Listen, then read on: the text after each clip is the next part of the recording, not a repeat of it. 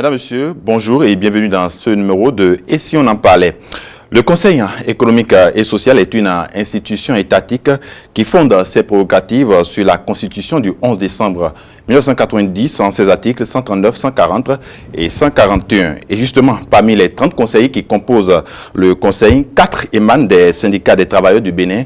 Et sur ce plateau, nous recevons pour vous l'ancien secrétaire général de la Confédération des syndicats autonomes du Bénin, CSA Bénin, et membre du Conseil économique et social, 5e mandature de Don Lokossou. Bonjour. Bonjour, monsieur le journaliste. Merci d'être passé sur ce plateau.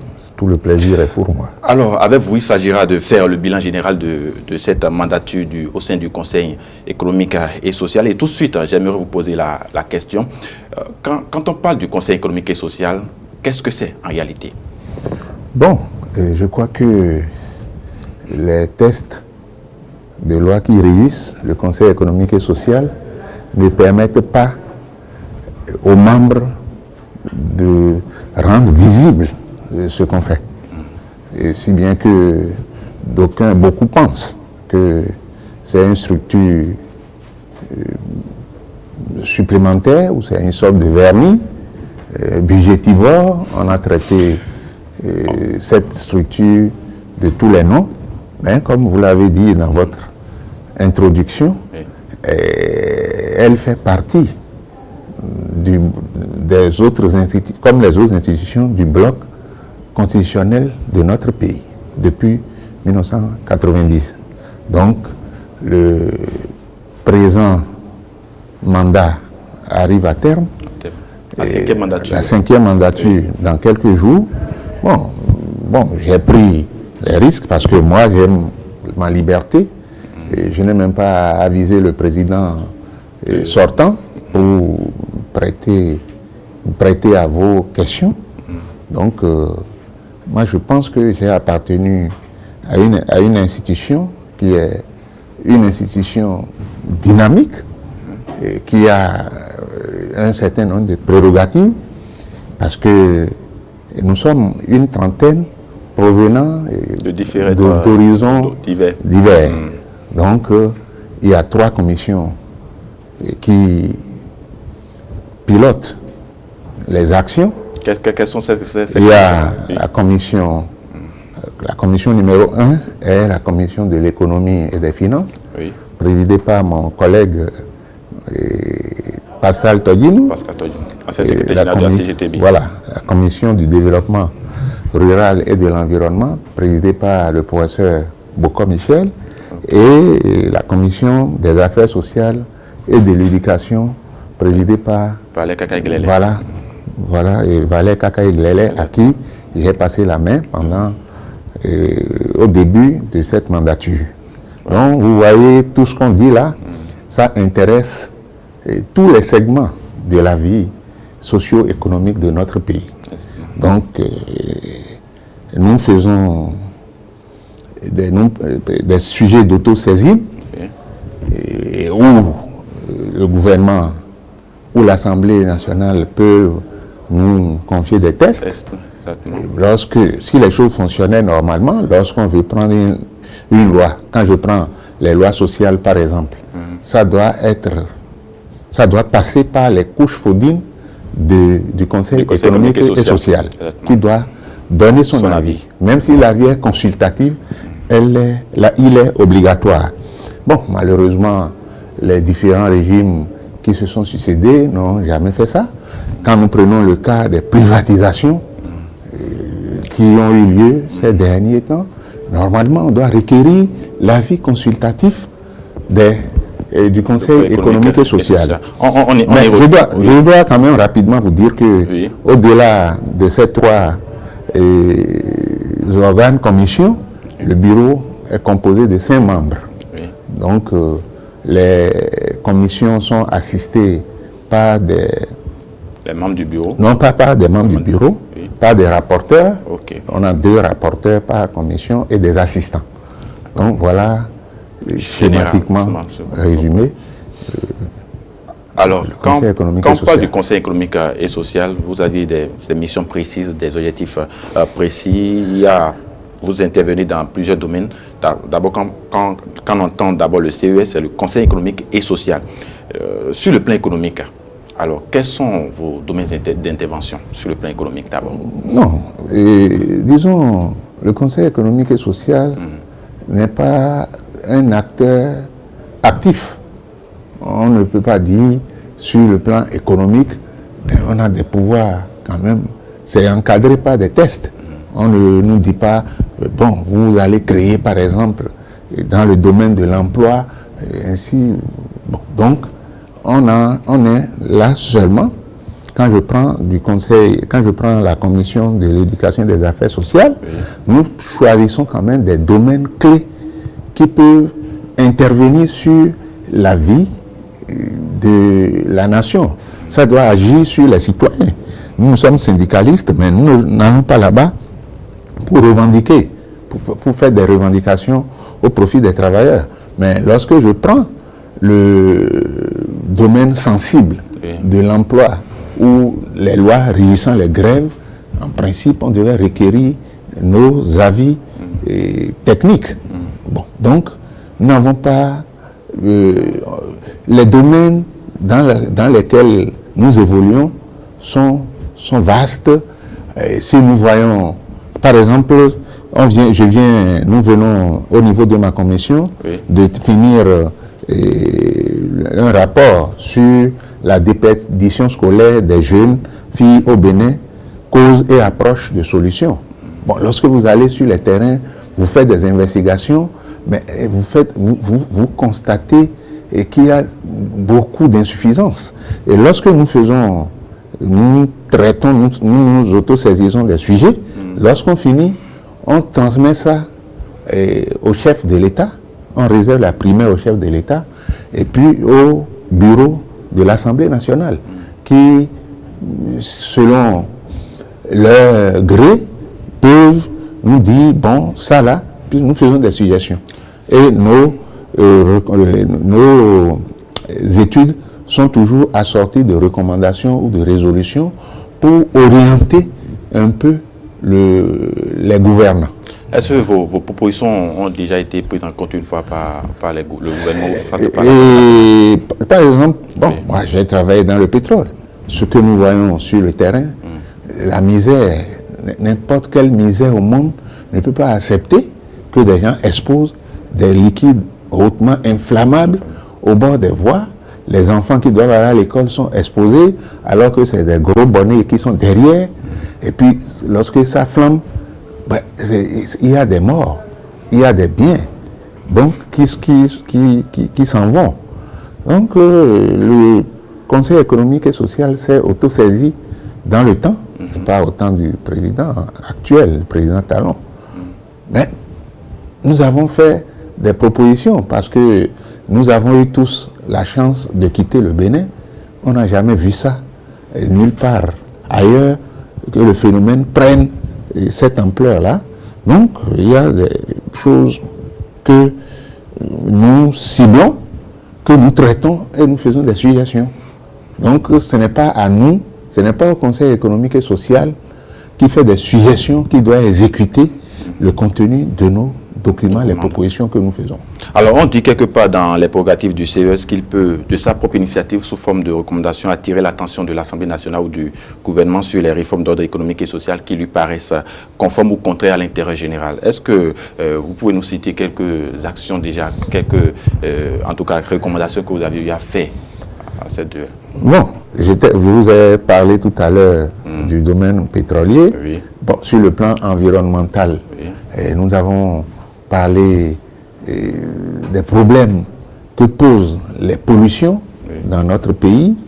Et nous avons parlé de l'utilisation des produits chimiques pour les engrais, bon, qui soit pour le coton ou d'autres produits qui appauvrissent nos sols et qui rendent finalement les paysans malheureux. Il y a des gens malades. Et donc, les effets de serre dont on parle aujourd'hui, je crois qu'on a fait, depuis 10 ans que moi je suis là, nous avons fait beaucoup de choses. On a essayé de nous intéresser à tous les sujets sensibles pour qui doivent entrer dans l'amélioration des conditions de vie et de travail des populations du Bénin d'une manière générale. Par exemple, dans le domaine de l'eau, vous allez dans certaines zones, les gens, avec tous les efforts que fournit le gouvernement, mais il y a toujours des gens qui boivent des eaux polluées. Bon, donc, dans les écoles, je vais un peu dans le désordre. Dans les écoles, bon, là où il n'y a pas de cantine, il y a la grande misère.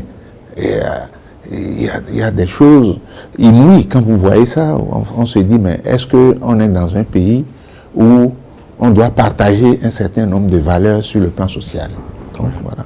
Alors, nous allons maintenant aborder l'importance du Conseil économique et social, l'utilité du Conseil économique et social, parce que, vous l'aviez dit tout à l'heure, d'aucuns qualifient le Conseil de budgétivore. Dites-nous, est-ce qu'aujourd'hui, le Conseil économique et social est encore utile? C'est comme si on me demande si l'Assemblée nationale est encore utile. Bon, ce n'est pas les mêmes... non, mais ce n'est pas les mêmes... Mais je dis, le Conseil économique et social fait partie du même bloc. Ensuite, mais ceux qui sont là, je vous ai dit qu'ils proviennent d'horizons divers.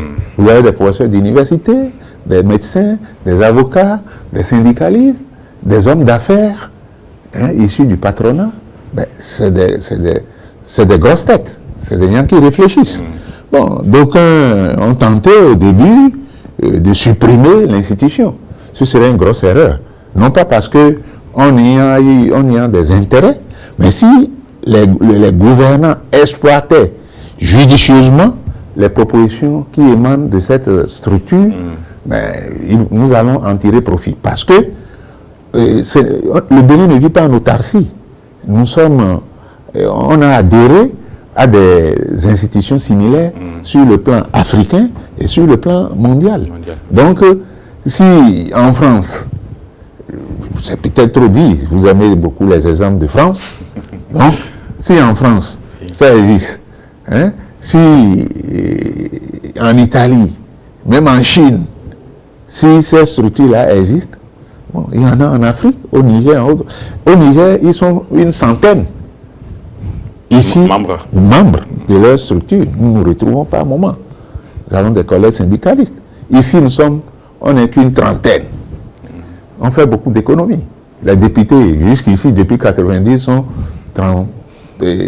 83. Bon, donc, vous voyez, on ne peut pas dire, je ne sais sur quels critères objectifs on doit se baser pour dire que le CS est une structure inutile pour notre pays. Donc, vous ne partagez pas cet avis-là? Pas du tout. Donc, il faut que chacun prenne ses responsabilités. Si on vient faire un audit, on ne peut pas se lever seulement et décréter que telle structure n'est pas utile, nécessaire. Donc, ce qui est prévu par la Constitution, on ne peut pas se lever, supprimer ça du fin de presse. Sinon, on peut demander aussi qu'on supprime l'Assemblée. Mais c'est les hommes qui l'ont proposé dans la Constitution. Oui, mais c'est parce qu'ils ont réfléchi. Oui. Ce n'est pas fait au hasard. Donc, moi, je pense que c'est comme si on me disait de supprimer les écoles aussi. C'est des machines statiques. Donc, alors, je ne défends pas, je ne peux pas rester là pendant 10 ans. C'est comme si je suis allé faire une promenade de santé, non? C'est une structure nécessaire, utile, et je dis que si les gens doivent travailler en symbiose, et que tout ce qu'on proposait, le gouvernement analysait ça objectivement, oui. Mais on va en tirer profit. Parce que les solutions, par exemple, quand je prends le cas des liquidations tam-tam des sociétés, mais on peut toujours trouver d'autres palliatifs. Oui. On peut trouver d'autres palliatifs. Donc moi, j'ai l'intime conviction que cette institution-là est nécessaire. Et ce serait malvenu que ce soit le Bénin qui donne toujours de mauvais exemples. Alors, Dieu dans le cosmos, nous allons aborder maintenant le bilan au sein de cette mandature. La 5e mandature, je le rappelle, a été installée le 21 juillet 2014 par l'ancien président de la République, Boni Yayi. Et donc, logiquement, le 21 juillet prochain, vous aurez bouclé 5 ans au niveau de ce conseil. Alors, que retenir de façon globale en termes de bilan général? En termes de bilan général, toutes les commissions ont fonctionné normalement, avec des thèmes variés sous forme d'autosaisine. Le président de l'institution a été sollicité par le gouvernement à plusieurs reprises dans les crises sociales, à l'occasion de l'incendie qui a emporté une partie du marché de Topa. Oui. Il a été toujours utile aux côtés des autres structures de la République. Moi, il ne m'appartient pas de dresser ici un bilan exhaustif, oui. Mais ce que j'ai vécu avec tout ce que les conseillers ont de façon active posé comme acte pour le rayonnement de notre social au sein de la République, je ne peux pas dire que le bilan est maigre. D'accord. Alors, le bilan n'est pas maigre. Dans le Kossou, vous avez été mandaté par les travailleurs pour porter leur voix au sein de ce conseil. Est-ce que, au cours de votre mandature, vous avez eu à mener des actions en faveur ou bien qui ont impacté la vie, le quotidien de vos mandats? Je vous ai dit maintenant que je reviens un peu en arrière, pas forcément sous cette mandature. Quand j'étais secrétaire général du syndicat de la Sonacop, oui. Lorsqu'on a voulu privatiser la Sonacop, ça a été une très grande bataille. Donc, nous avons fait, en tant que travailleurs, des propositions pour que cette privatisation-là soit faite et que cela reflète un visage humain. Je pense qu'à l'époque, on a été suivis. Donc, comme je l'ai dit, nous portons, c'est vrai, la voix des travailleurs, mais ce qui doit impacter la vie de nos mandants, mais il faut que le gouvernement nous produise, nous fournisse les matières. Les matières qu'il faut. Mais on ne peut pas improviser. Si parfois, nous-mêmes, lorsque nous choisissons des domaines qui intéressent, moi je ne suis pas pour le désordre au plan syndical. Mais lorsqu'on veut voter une loi, avant, les lois sociales ne sont pas des lois statiques. C'est des lois qui sont appelées à évoluer. Mais dans le sens positif, il faut toujours tenir compte des acquis. Alors, lorsqu'on veut faire un truc comme ça, on veut faire une réforme, cette réforme majeure, et on brûle même les syndicalistes, ceux qui sont encore en action, ils ne sont pas consultés, on ne nous consulte pas. Mais que voulez-vous qu'on apporte pour qu'il y ait impact? Si on nous avait dit, moi, j'ai toujours la fibre syndicale. Le CPE avant, si vous avez votre CPE, en notre temps, vous pouvez devenir policier, gendarme. Mais aujourd'hui, c'est le BPC, c'est le machin. Ça sert à quoi? Passer d'une classe à une autre. Bon, donc moi, je pense que les lois majeures qui ont été votées, il y a eu des erreurs fondamentales qui ont été faites. Le fait d'écarter les travailleurs et de les mettre devant le fait accompli. Et vous, en tant que conseiller, pendant ce temps, qu'est-ce que vous avez fait pour que en tout cas, pour pallier à ces... Moi, ma voix n'est pas toujours bien entendue. Mon son, quand je crie, quand ça va au ciel et ça reste là-bas. Donc, mais sur une trentaine de conseillers, mais il y a aussi le patronat qui nous soutient. On ne croise pas les bras. Mais quand tu pousses des cris et l'écho tombe dans la nature, ça se disperse. Donc, moi, personnellement, mais je ne suis pas pour... J'ai dit tout à l'heure que les lois sociales sont des lois évolutives. On peut réglementer la grève. Mais réduire ça à 10 jours, on dit 2 jours par mois ou par semaine, Si moi j'étais encore secrétaire général, vous n'allez pas peut-être accepter ça. Je n'allais pas accepter ça. Oui. Et j'ai autre chose à proposer. Pour mener mes actions. Exactement. Alors, je parlais tout à l'heure de vos mandants qui vous ont, en tout cas, mandaté pour les représenter au niveau de ce conseil. Alors, est-ce que vous faites à chaque fois une reddition de compte au niveau de ces mandats-là pour le faire, en tout cas? Bon, ça, oui. Il ne faut pas mentir sur l'honneur. Oui. Et on a eu des prédécesseurs qui sont, comme on le dit, l'administration c'est une continuité.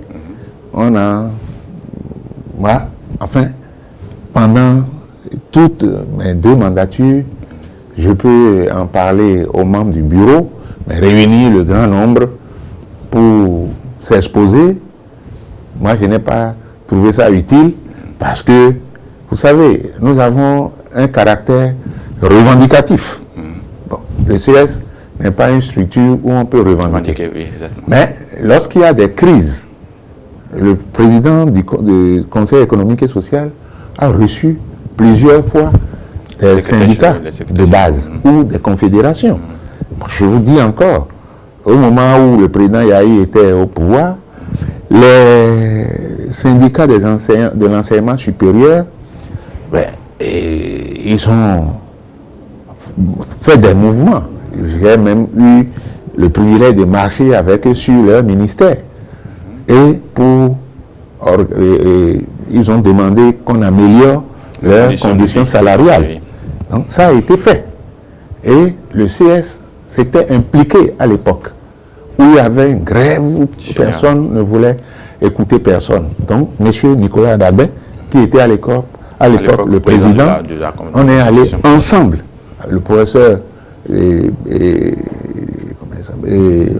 Dossou Robert, maître Dossou Robert, et mon collègue de paix à son âme, Azoua Gaston, mais ça n'a pas été facile.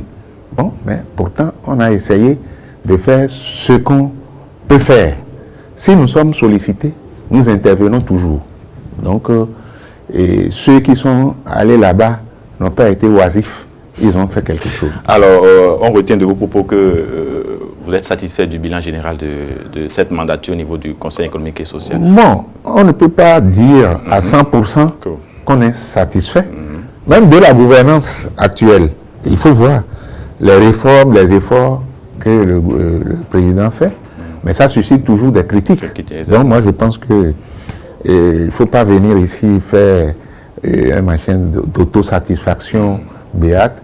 C'est les gens, ce qui fait que on n'est pas visible. J'ai dit que les tests ne permettent pas de rendre compte au jour le jour, ou bien d'avoir la liberté de tenir des conférences de presse pour dire voilà ce que nous faisons, voilà ce que nous faisons.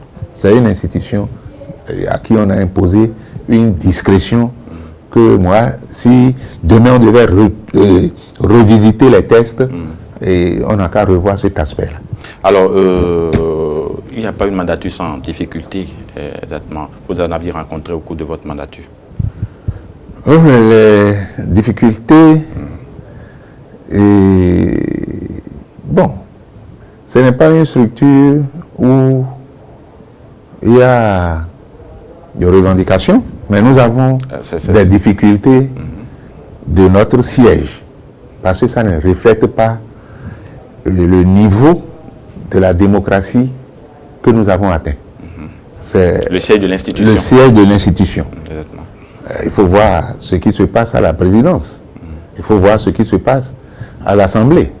Donc, c'est peut-être comme on lui a conféré un titre de bouffeur de la République, on ne pense pas à améliorer aux conditions d'installation. Peut-être que le gouvernement y réfléchit. Oh, mais la réflexion ne doit pas prendre du temps. À part ce genre de difficultés, est-ce que vous en avez rencontré d'autres? Bon, ça, c'est pendant toute la mandature là, et les échanges avec les autres institutions, ça n'a pas fonctionné comme on l'aurait souhaité pour qu'on fasse comprendre. Par exemple, lorsque vous envoyez un sujet d'autosaisine traité avec des propositions, on attend toujours la réaction à ceux à qui nous soumettons ces documents-là. Les réactions ne viennent jamais, c'est rare. Donc ça aussi, ça fait partie des difficultés, des choses qu'il faut améliorer. Alors, des choses qu'il faut améliorer, surtout par la prochaine équipe qui va prendre siège d'ici là. Alors, si vous aviez d'autres propositions à faire, des recommandations à faire à la prochaine équipe pour pallier à ces genres de difficultés, que diriez-vous? Non, d'abord, jusqu'ici, nous avons 12 départements aujourd'hui. Oui.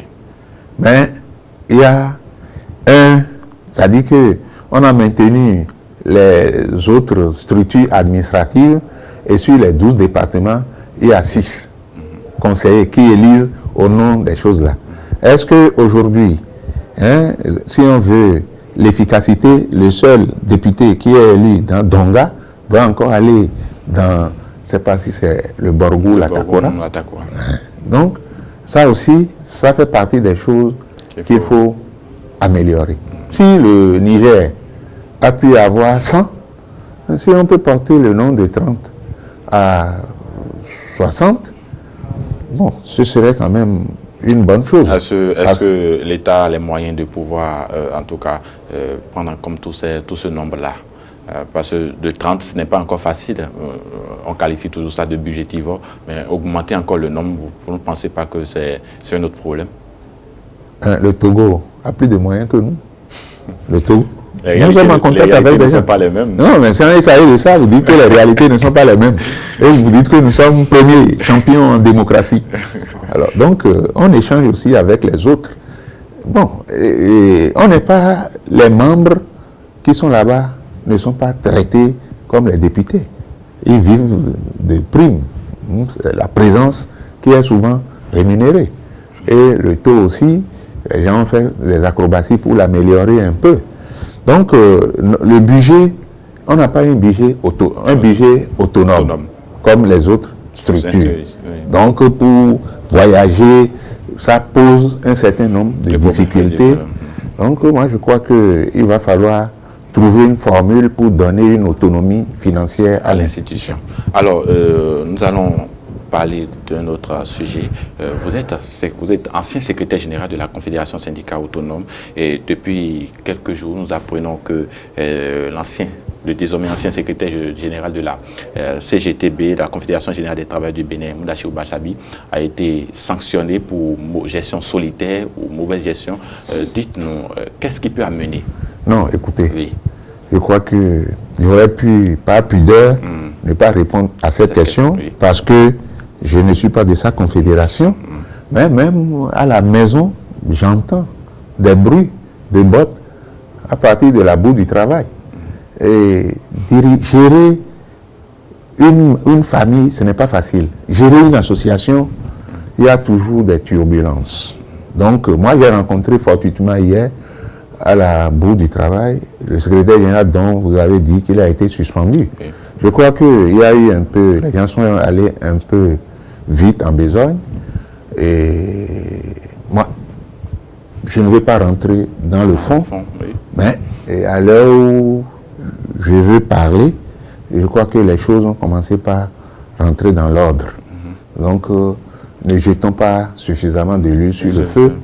Et moi, j'ai entendu des choses, mais entre eux, secrétaire général, avec les frondeurs, ils sont en train d'arranger les choses pour aller mieux.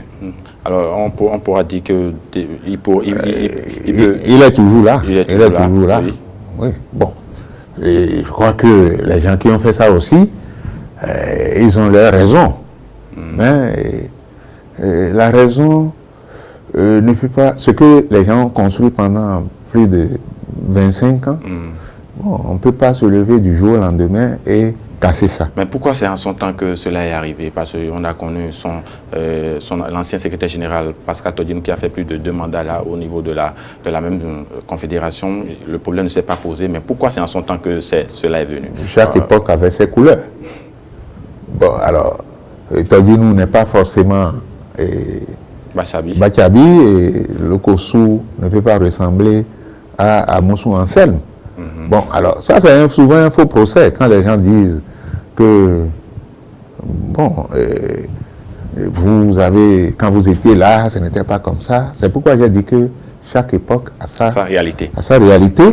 Et les réalités que nous on a vécues, l'interlocuteur que nous avons eu avait une grande capacité d'écoute.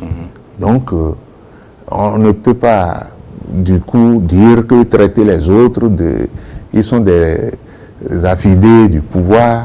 Il y a parfois des procès d'intention. Je ne suis pas là pour soigner leur image, mais j'ai vécu là, je connais les difficultés qu'il y a. J'ai été adjoint pendant 10 ans et secrétaire général pendant 10 ans aussi.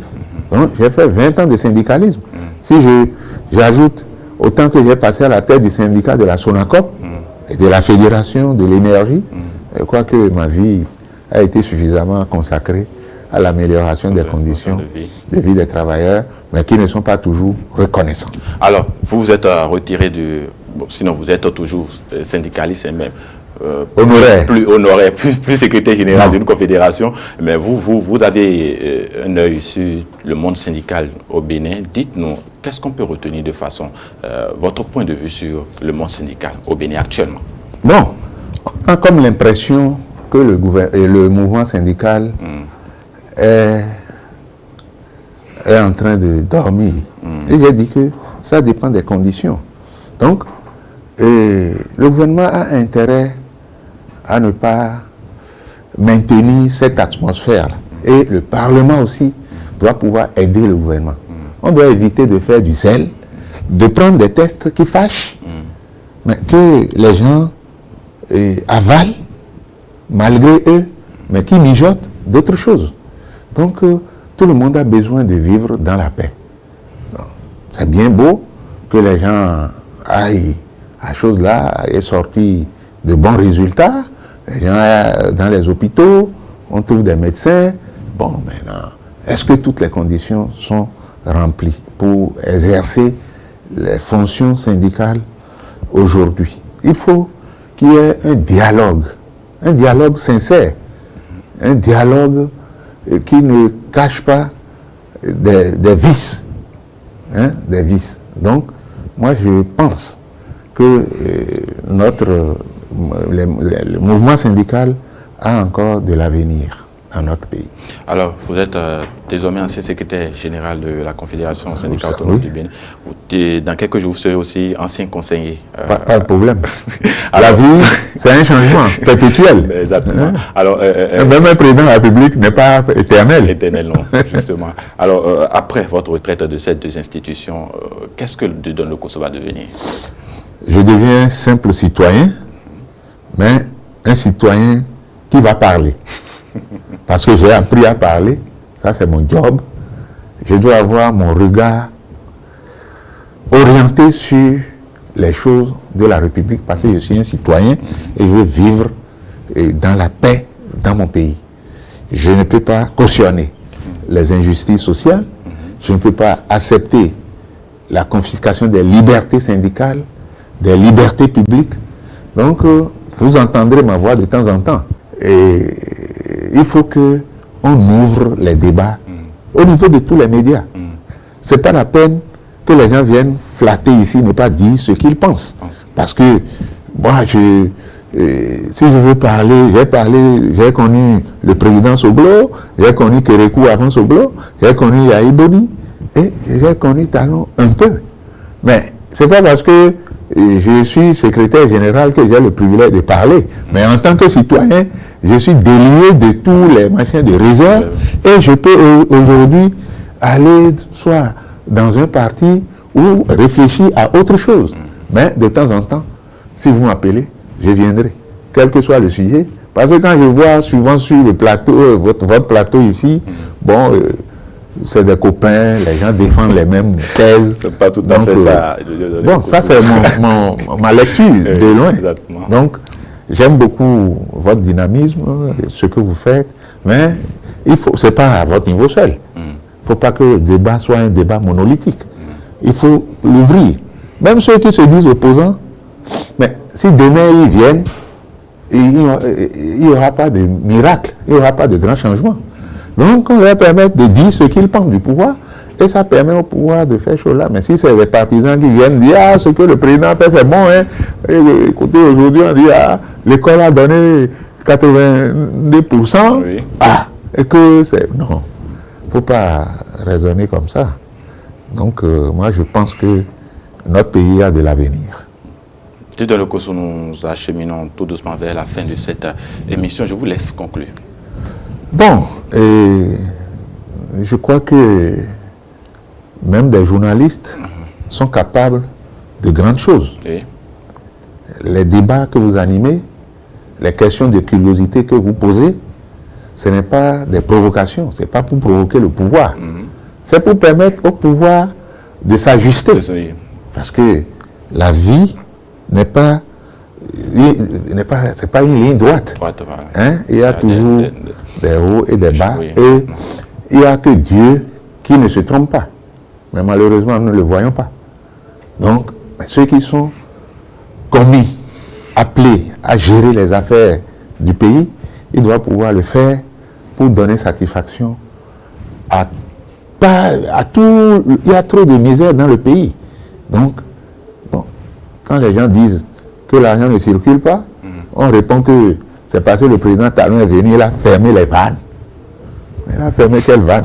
Si tu as des citoyens qui ont fait, il vaut mieux ouvrir, il vaut mieux créer des emplois, créer des choses qui satisfassent les uns et les autres. Donc, avant de vous laisser partir, nous allons aborder un dernier sujet, le football, en l'occurrence la CAN 2019 qui se joue depuis le 21 juillet dernier et que le Bénin a pris une part participative, en tout cas très forte dans cette compétition. Le Bénin est qualifié pour les quarts de finale qui vont se jouer dès le mercredi prochain. Alors dites-nous, vous, quelles ont été vos impressions par rapport à cette performance de l'équipe de football? Bon, et je crois que cette équipe a commencé par faire des merveilles, un bon prodigieux. Donc, il faut encourager ce qui est bon. Moi, je ne suis pas un fanatique de football. Moi, c'est les lectures qui occupent la plupart de mon temps.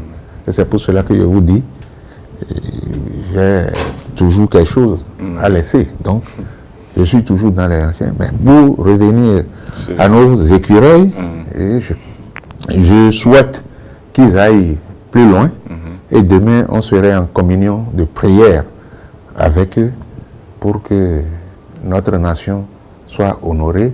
Parce qu'on a beaucoup investi dans le passé, dans ce sport-là, on n'y a rien tiré. Donc, c'est des saluts individuels. Maintenant, il faut que nos jeunes-là fassent plaisir à ceux-là. Mais ceux qui sont amortis aussi dans le groupe, il faut qu'on leur trouve une porte de sortie comme nous-mêmes.